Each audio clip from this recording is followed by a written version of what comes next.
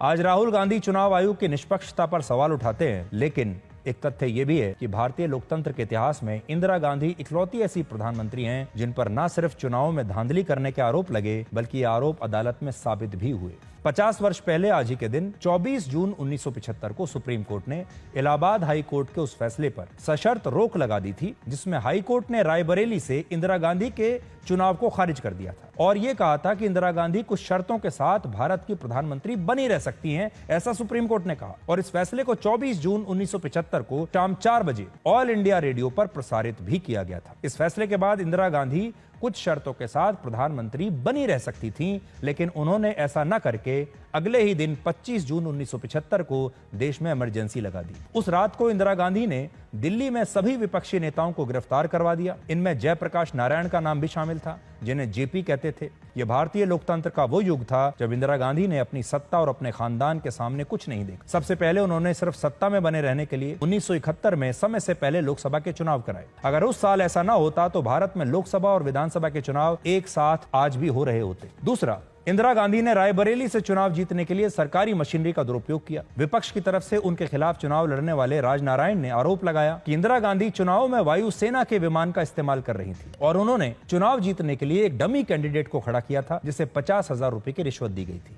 4 साल के बाद 12 जून 1975 को जब इलाहाबाद हाई कोर्ट ने अपना अंतिम फैसला सुनाया तो इंदिरा गांधी को चुनाव में सरकारी मशीनरी के दुरुपयोग का दोषी पाया गया। उस दौर में इंदिरा गांधी ने अदालतों को भी नहीं छोड़ा। उनके खिलाफ हाई कोर्ट के जिस जज ने फैसला सुनाया उनका नाम था जस्टिस जगमोहन लाल सिन्हा। जस्टिस सिन्हा पर फैसला लिखने से पहले बहुत दबाव बनाने की कोशिश की गई।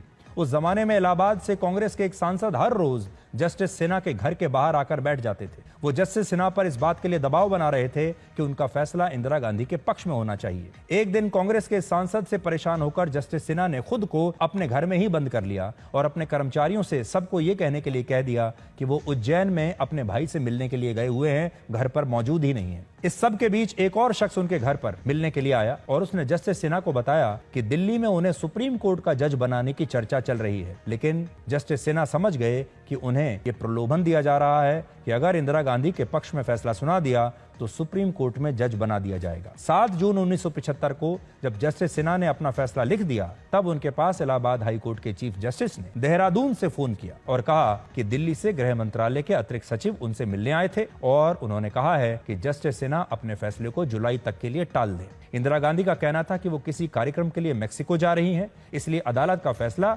उनकी सुविधा के हिसाब से आना चाहिए। जब जस्टिस सिन्हा सहमत नहीं हुए तो इंदिरा गांधी ने उनके निजी सचिव के घर पर सीआईडी की टीम को भेजा। इस सचिव का नाम था मन्ना लाई और सीआईडी की टीम उनके घर पर जजमेंट की कॉपी ढूंढने के लिए आई ताकि इंदिरा गांधी को पहले से ही पता चल जाए कि उनके खिलाफ क्या फैसला आने वाला है। 12 जून को जब फैसला आया उस दिन भी सुबह सुबह सीआईडी के 2 अधिकारी मन्ना लाई के पास पहुंचे और कहा कि इंदिरा गांधी खुद हॉटलाइन पर हैं और वो जानना चाहती हैं कि जस्टिस सिन्हा क्या फैसला सुनाने वाले हैं। उस समय जस्टिस सिन्हा ने अपने फैसले का आखिरी हिस्सा किसी को भी लिखने के लिए नहीं दिया था क्योंकि वो जानते थे ये लीक हो जाएगा, इसलिए आखिरी हिस्सा उन्होंने खुद लिखा अपने हाथ से, जिसके कारण इंदिरा गांधी अपनी सारी शक्तियों का दुरुपयोग करके भी इस फैसले को लीक नहीं करा पाई। और सोचिए ये सब इमरजेंसी के लागू होने से पहले हुआ, जिससे पता चलता है कि उस दौर में लोकतंत्र की हत्या इमरजेंसी लागू होने से पहले ही कर दी गई थी।